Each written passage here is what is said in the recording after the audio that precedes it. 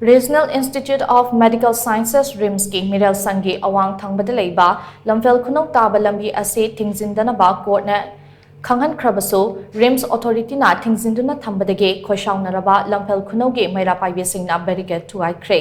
ngasi ayuk pung 10 rom tarakpa duaida khoishaunaraba maira paibe sing aduna haurakduna lambi asigi nongpok amasung nongchup geta RIMS ke security singna thatuna thamliba barricade sing ado thugairaba matongda Khongbanda thadakhe Khongjang asiga mari lainana lamfel khunaugi maira paibi secretary Karam Chaubana hai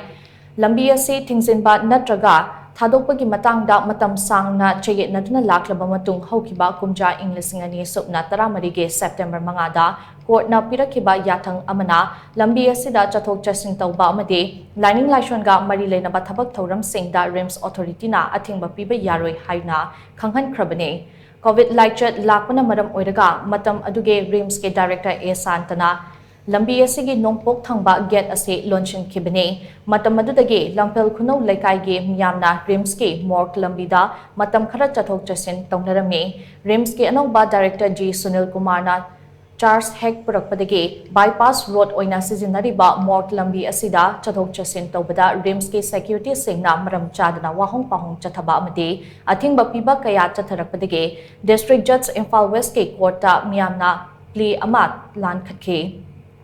plea adugi paukum oina court na hokiba February 13 ta order ama thoktuna lambi asida chathok chasin tawbada RIMS authority na ayat apan piba yaroi haina khanghan khrabane court na hanjin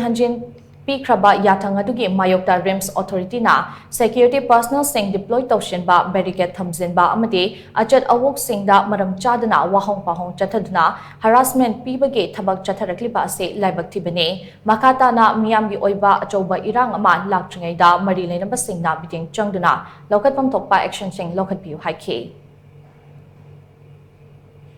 asang ma khudingi changba yaroi kadoba sangduno yum changbane haba bawda moina yadaba sayena mayam lerakpa dei sa singna thaba halakpa